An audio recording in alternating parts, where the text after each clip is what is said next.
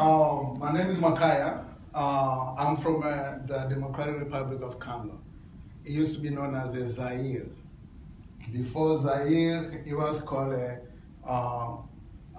the King Leopold states, like Belgium states, something like that, when we were hijacked by Belgians. I'm 28 and a senior at Yale College, and I'm graduating in May in a couple months, maybe a few months, and I'm going to grad school.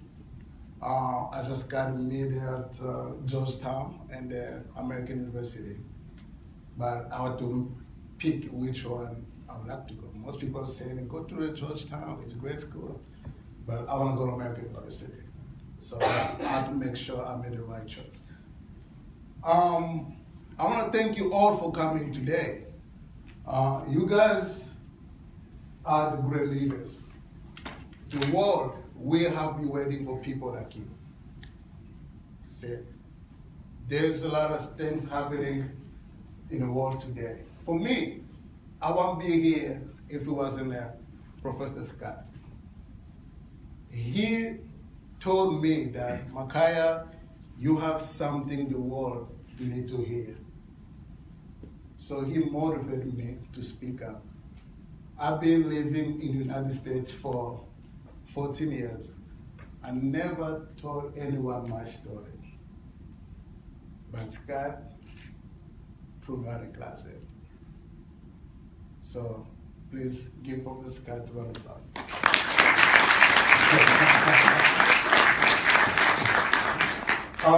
I'm the president of the Mary Makaya Foundation. I'm not here alone. I'm here with our members. This is my mother, Dr. Elizabeth Revell. My dad is home sleeping because, he likes to sleep.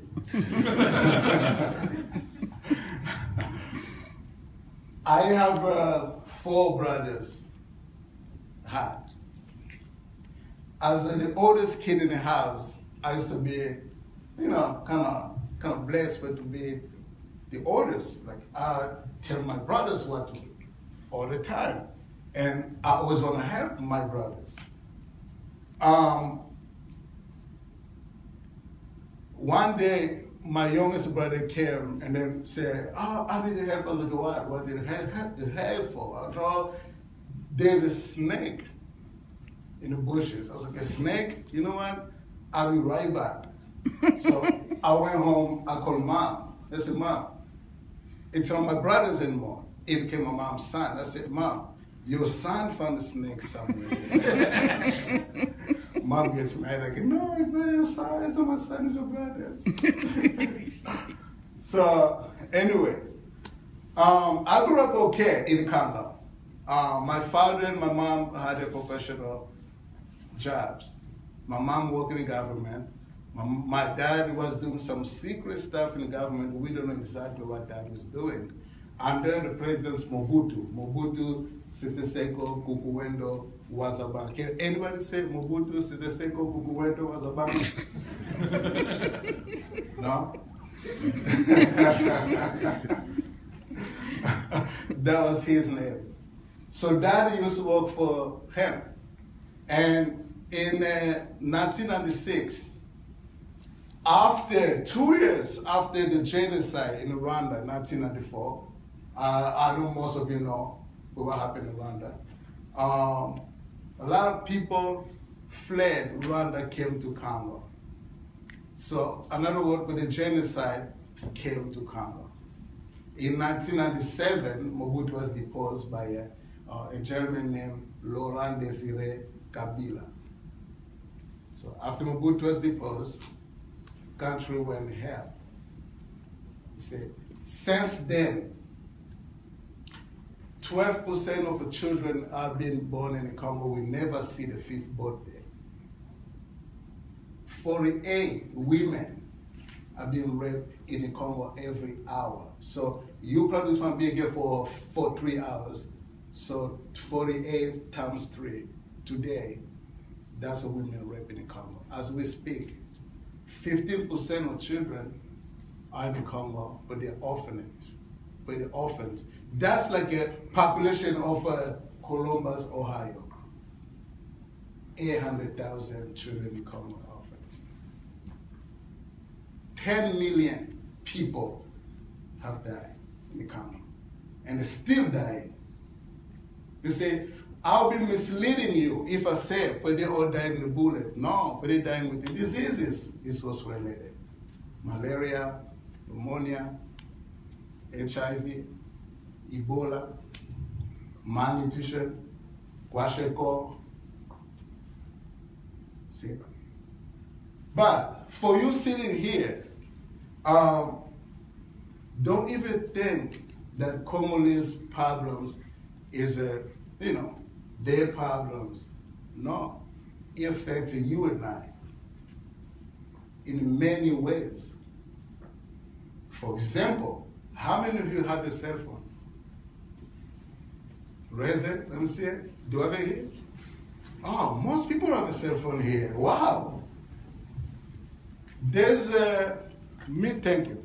There is a mineral inside your cell phone called, coltan.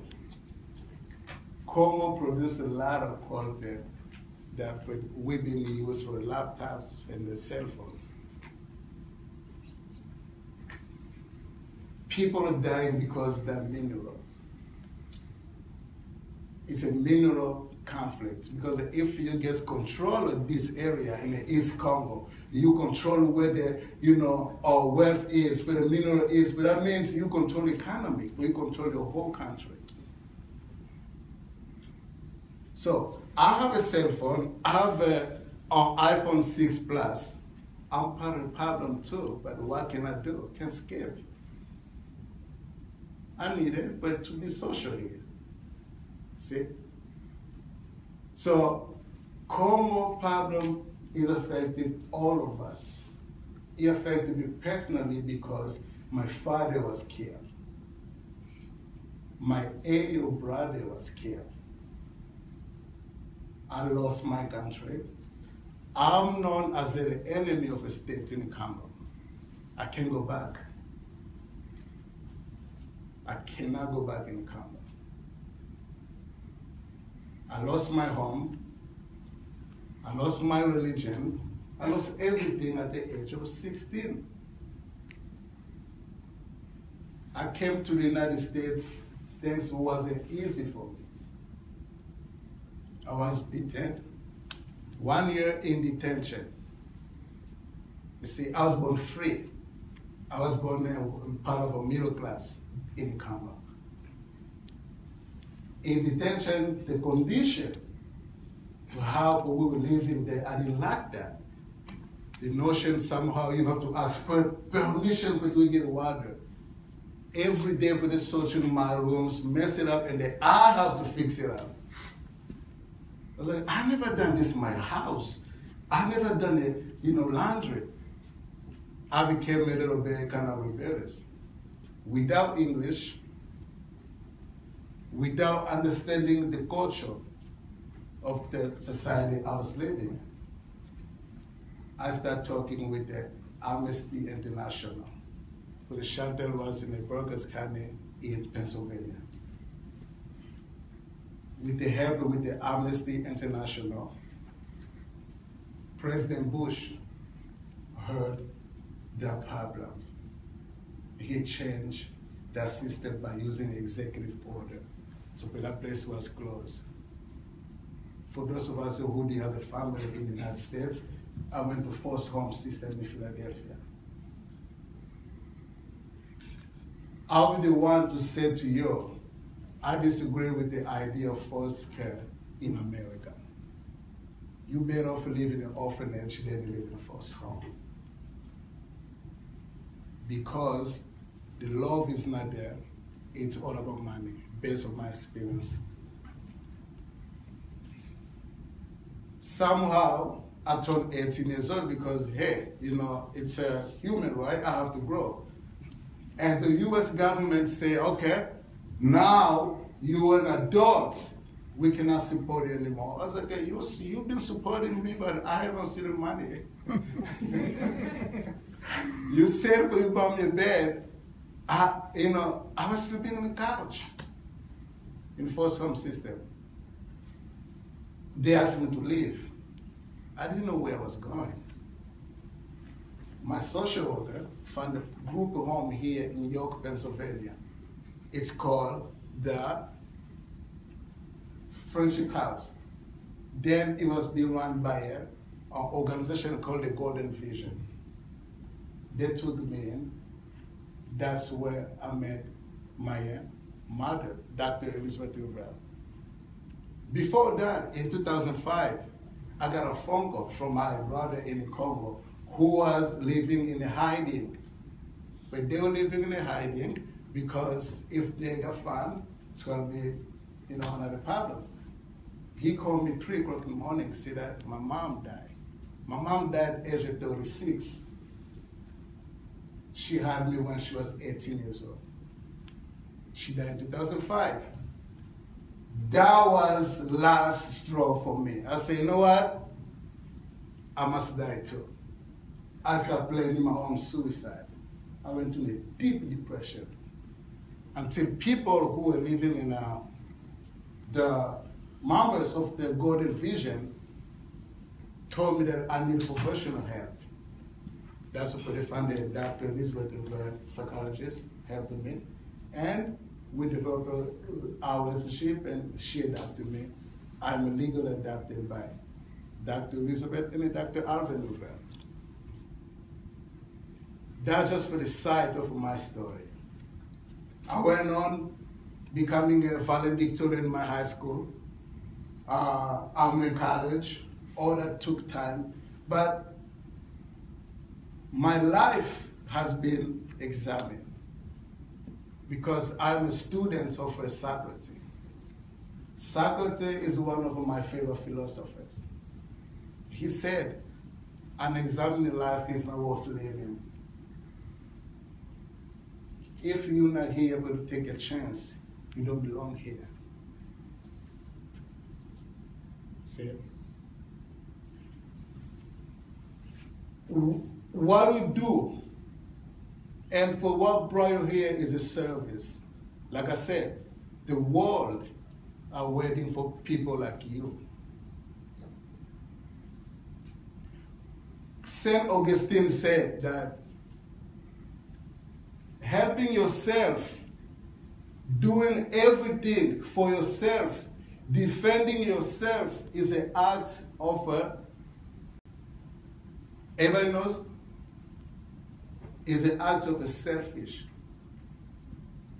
But doing things for others is an act of a charity. I've seen it through my mom. I've seen it through Professor Scott. I've seen it through the people I'm living with.